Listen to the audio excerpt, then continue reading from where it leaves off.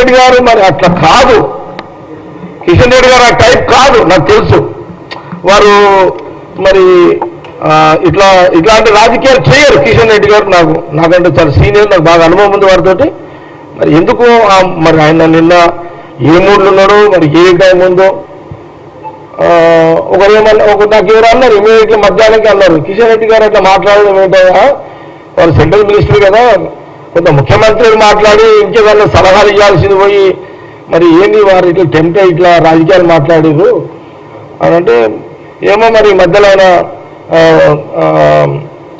ఈ మధ్యలో కిషన్ రెడ్డి గారు కొంత డిస్టర్బెన్స్ ఉన్నాడు, బహుశా కేటీఆర్ కూడా చెప్పి పంపించి ఇట్లా మాట్లాడాలని చెప్పిందేమో అని ఒకటి అన్నారు. అదేంటి అన్న నేను అది ఆయన బీజేపీ సెంట్రల్ మినిస్టర్ కదా, కేటీఆర్ గారు చెప్పడం ఏంది, వాళ్ళ డైరెక్షన్ కిషన్ రెడ్డి గారు పాటించడం ఏంది, ఇది కొత్త ఇంటిలో నేను మధ్యాహ్నం పూట అని నేను అన్నా ఆ వ్యక్తితోటి.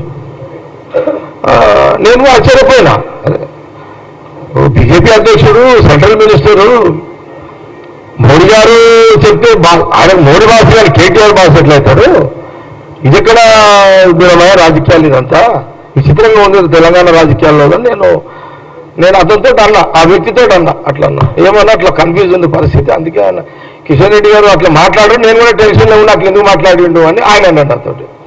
ఓకే, కానీ నేనేమంటున్నానంటే ఇప్పుడు రెండు రకాలు, ఒకటి 15 మంది అట్లా చనిపోవడం ఒక బాధ, మేము దాని మీద ప్రభుత్వంగా ముఖ్యమంత్రి రేవంత్ రెడ్డి గారు, క్యాబినెట్ మినిస్టర్లు అందుబాటులో ఉండి, అధికారులు అందుబాటులో ఉండి వాళ్ళ చర్యల్లో నిమగ్నమై పనిచేస్తున్నది ఒక.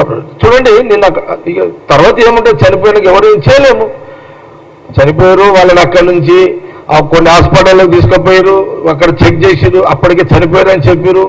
ఇక తప్పదు కాబట్టి పోస్ట్ మార్టం పంపాల్సిందే, ఉస్మానియాకి పంపించారు. మరి డిప్యూటీ సీఎం గారు కానీ, దామోదర్ గారు కానీ, పొన్నం ప్రభాకర్ గారు, అనిల్ యాదవ్ కానీ, మేయర్ విజయలక్ష్మి కానీ, వీళ్ళందరూ మళ్ళీ ఉస్మానియా హాస్పిటల్ పోయారు, దగ్గర ఉన్నారు, పోస్ట్ మార్టం అని దగ్గరుండి చేసారు. జేఎంసీ అధికారులు, వాళ్ళ కుటుంబం, వేరే వాళ్ళ కులస్తులందరికీ కూడా, యావత్ ఆ కులస్తులందరూ కూడా మరి వాళ్ళు కొంత బాధలు ఉంటారు, ఆవేదనలో ఉంటారు, వాళ్ళని ఓదార్చే కార్యక్రమం అధికారులు చేస్తున్నారు. అప్పటికే అక్కడ కొన్ని గంటలు మొత్తం ఎక్కడిదక్కడ అలర్ట్ చేసిర్రు.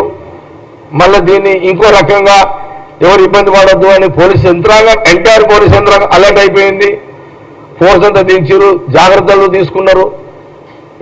ఎందుకంటే ఇది మామూలు ఇన్సిడెంట్స్ కాదు, 17 మంది ఆ రకంగా చనిపోవడం అనేది ఎట్ ఎ టైం, కొన్ని ఒకటే దగ్గర ఒకటే ఇంట్లో అన్ని వాళ్ళ అక్కచెల్లెళ్ళ పిల్లలు వాళ్ళు కొందరు ఎట్ ఎ టైం అనేది. ఇప్పుడు మా గవర్నమెంట్ కాంగ్రెస్ వీళ్ళు చనిపోయారని ఒక టెన్షన్, ఆడ పరిస్థితులు తెలుసుకునేది ఒక టెన్షన్, బయట ఎవరైనా బతికే అవకాశాలు అనేది ఒక టెన్షన్. కాంగ్రెస్ గవర్నమెంట్ ముఖ్యమంత్రి రేవంత్ రెడ్డికి ఏముంటుంది, వాళ్ళు బతకాలని ఉంటుంది, బయట పడాలని ఉంటుంది, అది సీఎం గారు కోరుకునేది అంతే.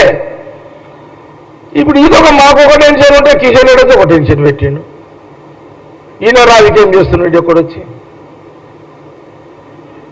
ఇప్పుడు గుజరాత్లో దాదాపు ఒక వంతెన కూలి, గుజరాత్ రాష్ట్రంలో అక్కడ ముఖ్యమంత్రి బీజేపీ, ఈ దేశానికి ప్రధానమంత్రి మోడీ గారు బీజేపీ. ఆ రాష్ట్రంలో బ్రిడ్జి కూలిపోయి దాదాపు 140-150 మంది చనిపోయారు. రాహుల్ గాంధీ గారు ఏమన్నా విమర్శించదా, ఏమి ఇది మోడీ గారి కూలగొట్టిండు లేకపోతే అని అన్నారా? ఆయన ఏమన్నారు, రాహుల్ గాంధీ గారు చాలా బాధ అనిపిస్తున్నది ఆ బ్రిడ్జ్ కూలిపోవడము అని ఆవేదన వ్యక్తపరిచారు. అది మనం చేయాల్సిన బాధ్యత, మన పని అది. రాజకీయం చేయలే కాంగ్రెస్ పార్టీ, రాహుల్ గాంధీ గారు చేయలే.